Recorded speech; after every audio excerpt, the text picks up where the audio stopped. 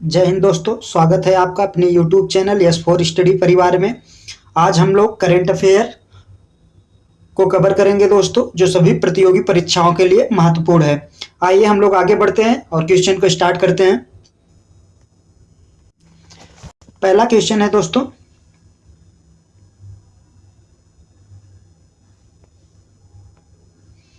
किसके द्वारा खाद्य उद्योग में लैंगिक समानता को बढ़ावा देने के लिए विशेष श्रेणी प्रावधान की शुरुआत की है दोस्तों। ऑप्शन देखेंगे हम लोग, FSSAI, RBI, इसरो, DRDO। इसमें दोस्तों आपका राइट आंसर हो जाएगा FSAI। FSAI ने दोस्तों खाद्य उद्योग में लैंगिक समानता को बढ़ावा देने के लिए विशेष श्रेणी का प्रावधान की शुरुआत की है। आगे बढ़ते हैं हम लोग, देखते हैं इसकी व्याख्या देख लेते हैं हम लोग।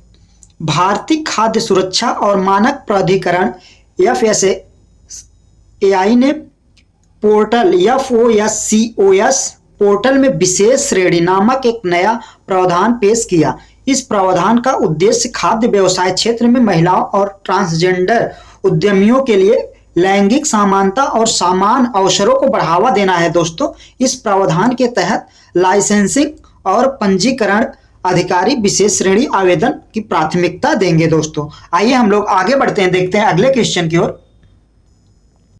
अगला क्वेश्चन है दोस्तों, किसे सीमा सड़क DGBR के महानिदेशक के रूप में नियुक्त किया गया है? किसे सीमा सड़क DGBR के महानिदेशक के रूप में नियुक्त किया गया है? ऑप्शन हम लोग देख लेंगे। ऑप्शन नंबर 1 देखते हैं, बिपिन चंद्रपाल को, रघु श्रीनिवासन को, दीपक मिश्रा को, अशोक कुमार को। इसमें आपका राइट आंसर दोस्तों हो जाएगा रघु श्रीनिवासन को। Option number B right answer है दोस्तों। आगे बढ़ते देखते हैं, इसकी व्याख्या देखते हैं हम लोग। लेफ्टिनेंट जनरल रघु श्रीनिवासन ने 30 सितंबर को दोस्तों 2023 को 28वें महानिदेशक सीमा सड़क DGBR के रूप में पदभार संभाला। लेफ्टिनेंट जनरल रघु श्रीनिवास दोस्तों 30 सितंबर को 2023 को 28वें महानिदेशक के रूप में सीमा सड़क DGBR के रूप में पदभार को संभाला है दोस्तों। इन्होंने दोस्तों लेफ्टिनेंट जनरल राजीव चौधरी सेवानिवृत्ति के बाद कार्यभार को संभाला है। DGBR के रूप में अपनी नियुक्ति से पहले general officer college of military engineering Pune में कमांडेंट के पद पर कार्यरत थे दोस्तों। लेफ्टिनेंट जनरल रघु श्रीनिवासन राष्ट्रीय रक्षा अकादमी खड़क वासला और भारतीय सैन्य अकादमी देहरादून के पूर्व छात्र हैं दोस्तों। हम लोग आगे बढ़ते हैं, देखते हैं अगले क्वेश्चन की ओर। क्वेश्चन नंबर 3 देखते हैं हम लोग। हाल ही में राष्ट्रीय औषधि शिक्षा और अनुसंधान संस्थान, क्या दोस्तों? हाल ही में राष्ट्रीय औषधि शिक्षा और अनुसंधान संस्थान नाइपर का उद्घाटन कहां हुआ है? ऑप्शन देखेंगे हम लोग। ऑप्शन नंबर 1 सूरत में, अहमदाबाद में, राजकोट में, गांधीनगर में। इसमें आपका दोस्तों राइट आंसर डी हो जाएगा, गांधीनगर में। आइए इसकी व्याख्या देखते हैं हम लोग।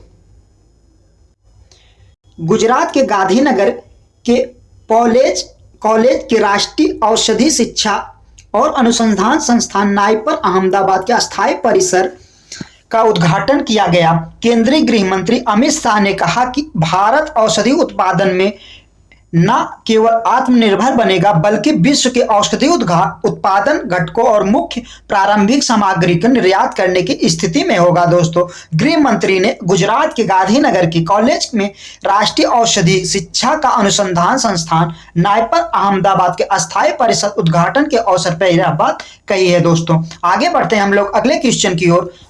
अगला क्वेश्चन देखते हैं, क्वेश्चन नंबर 4। हाल ही में नारी शक्ति वंदन अधिनियम कौन सा संविधान संशोधन बना है दोस्तों? ऑप्शन देखेंगे हम लोग 103, 104, 105, 106। इसमें आपका राइट आंसर दोस्तों हो जाएगा ऑप्शन नंबर डी 106वां संशोधन। आगे बढ़ते हैं, देखते हैं हम लोग। राष्ट्रपति द्रौपदी मुर्मू ने दोस्तों 28 सितंबर 2023 को महिला आरक्षण विधेयक को अपनी सहमति दे दी दोस्तों, जिसमें अब इसे आधिकारिक तौर पर संविधान के 106वां संशोधन अधिनियम के रूप में जाना जाएगा दोस्तों। इस संविधान संशोधन विधेयक के लोकसभा और राज्यसभा ने लगभग सर्वसम्मत से पारित किया था दोस्तों। इस संविधान 106वां संशोधन अधिनियम के अंतर्गत लोकसभा और राज्यसभा विधानसभाओं महिलाओं को 33% आरक्षण प्रदान करने का प्रावधान है दोस्तों। आगे बढ़ते हैं हम लोग। 19वें एशियाई खेलों में गोल्फ में रजत पदक जीतने वाली पहली भारतीय महिला गोल्फर कौन है? ऑप्शन देखेंगे, दीक्षा डांगर, अदिति अशोक, त्वेषा मलिक, अन्निका। इसमें आपका राइट आंसर हो जाएगा दोस्तों option number B, Aditi Ashok. आगे बढ़ते हैं, देखते हैं हम लोग।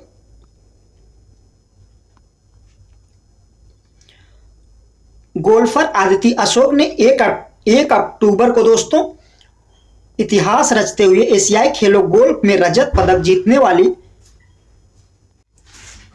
पहली भारतीय महिला गोल्फर बन गई हैं दोस्तों। शीर्ष भारतीय गोल्फर अदिति अशोक ने एशियाई खेलों 2023 में अंडर 70 को पार के स्कोर के साथ व्यक्तिगत महिला गोल्फ स्पर्धा में रजत पदक जीता है दोस्तों। वह थाईलैंड में अपरचेया युबोल को स्वर्ण पदक और कोरियाई गणराज्य के ह्यूनाजो को कांस्य पदक मिला दोस्तों। आगे बढ़ते हैं हम लोग, देखते हैं क्वेश्चन नंबर 6 देखते हैं हम लोग दोस्तों। हाल ही में शास्तारा रामानुजन पुरस्कार 2023 के लिए किसे चुना गया है दोस्तों? ऑप्शन देख लेंगे हम लोग। चेतना मारू को, स्वाति नायक को, रुई कियांग झांग को, वहीदा रहमान को। इसमें आपका राइट आंसर हो जाएगा दोस्तों, इसमें राइट आंसर दोस्तों हो जाएगा ऑप्शन नंबर सी, रुईकिस यांग झांग को। आगे बढ़ते देखते हैं हम लोग, इसकी व्याख्या देख लेते हैं। अमेरिका के बर्कले स्थित कैलिफोर्निया विश्वविद्यालय में सहायक प्रोफेसर गणितज्ञ रुईकिस यांग झांग को प्रतिष्ठित 2023 शास्तारा रामानुजन पुरस्कार से के प्राप्तकर्ता के रूप में चुना गया है दोस्तों। यह पुरस्कार दोस्तों गणित के क्षेत्र में उल्लेखनीय योगदान की मान्यता देता है दोस्तों। दिसंबर के तीसरे सप्ताह में कुंभकोणम के शास्तारा विश्वविद्यालय में प्रसिद्ध गणितज्ञ श्रीनिवास रामानुजन के गृह नगर में आयोजित संख्या सिद्धांत एक अंतरराष्ट्रीय सम्मेलन के दौरान $10,000 का नगद पुरस्कार शामिल है दोस्तों। आगे बढ़ते हैं अगले क्वेश्चन की ओर, देखते हैं हम लोग। क्वेश्चन नंबर 7 देख लेते हैं हम लोग। हाल ही में मालदीव के राष्ट्रपति पद पर किसे चुना गया है दोस्तों? ऑप्शन देखेंगे हम लोग। अभी चुनाव हुआ मालदीव में दोस्तों, जिसे राष्ट्रपति पद पर किसे चुना गया?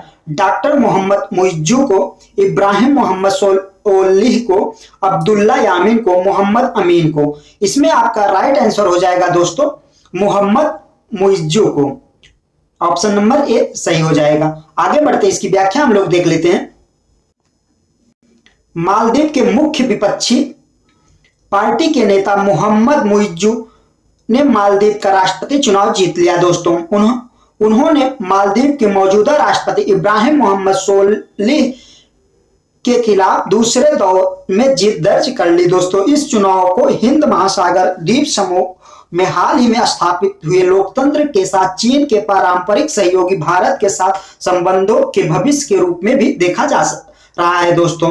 आगे बढ़ते हैं हम लोग, देखते हैं क्वेश्चन नंबर 8 देख लेते हैं। संयुक्त रूप से मेडिसिन में 2023 के नोबेल पुरस्कार के लिए चुना गया है दोस्तों। एक बार फिर से क्वेश्चन रिपीट करते हैं हम लोग। किसे संयुक्त रूप से मेडिसिन में 2023 के नोबेल पुरस्कार के लिए चुना गया है? ऑप्शन हम लोग देख लेंगे। ऑप्शन नंबर ए देखते हैं, कैटलिन कोरिको और ड्रू विसमैन को। ऑप्शन नंबर बी देखते हैं, एलेस बियालियास्की को और एलेन स्पेक्ट को। ऑप्शन नंबर सी देखते हैं, एंटोन लीजिंगर को, बेन बर्नके को। ऑप्शन नंबर डी देखते हैं, डगलस डायमंड और एनी आनाक्स को। इसमें आपका राइट आंसर हो जाएगा दोस्तों option number A right answer है दोस्तों, ये सही है। आगे बढ़ते हैं, देखते हैं हम लोग चिकित्सा के लिए नोबेल पुरस्कार 2023 का ऐलान किया गया है दोस्तों, जिसमें फिजियोलॉजी और मेडिसिन में 2023 का नोबेल पुरस्कार कैटलिन कारिको और ड्रू विस्मैन को दिया गया है दोस्तों। कैटलिन कारिको और ड्रू विस्मैन को संयुक्त रूप से न्यूक्लियोसाइड वे संशोधन से संबंधित खोजों के लिए फिजियोलॉजी या मेडिसिन में नोबेल पुरस्कार से सम्मानित किया गया है दोस्तों। इनकी इसी खोज के चलते कोविड-19 के खिलाफ प्रभावित mRNA टीका के विकास को सक्षम किया दोस्तों। आगे बढ़ते हैं अगले क्वेश्चन की ओर। क्वेश्चन नंबर 9 देखते हैं हम लोग। विश्व शाकाहारी दिवस कब मनाया गया दोस्तों? हाल ही में विश्व शाकाहारी दिवस मनाया गया। कब मनाया गया है? ऑप्शन देखेंगे हम लोग।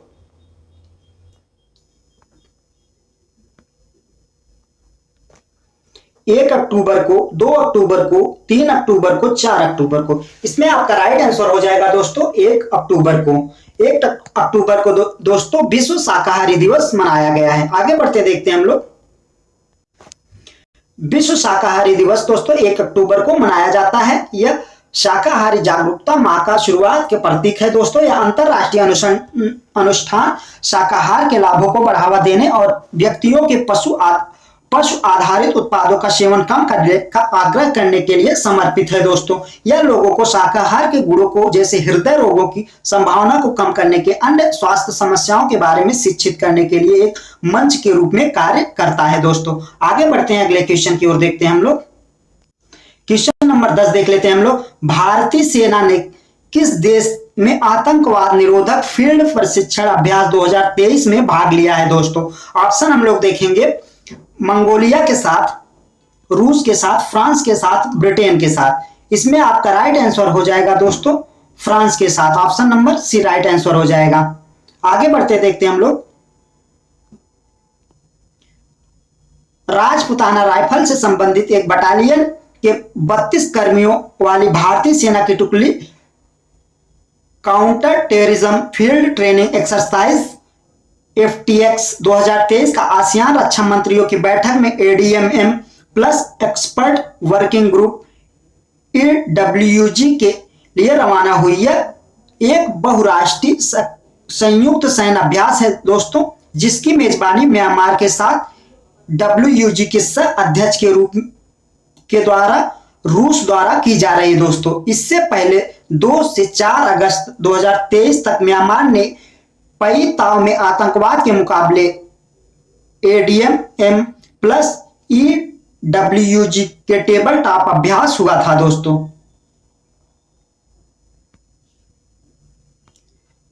सॉरी दोस्तों, इसमें आपका राइट आंसर जो है ऑप्शन नंबर बी हो जाएगा, रूस। आगे बढ़ते हैं, देखते हैं हम आज की क्लास में बस इतना ही दोस्तों। मिलते हैं हम लोग नेक्स्ट वीडियो में। Thank you.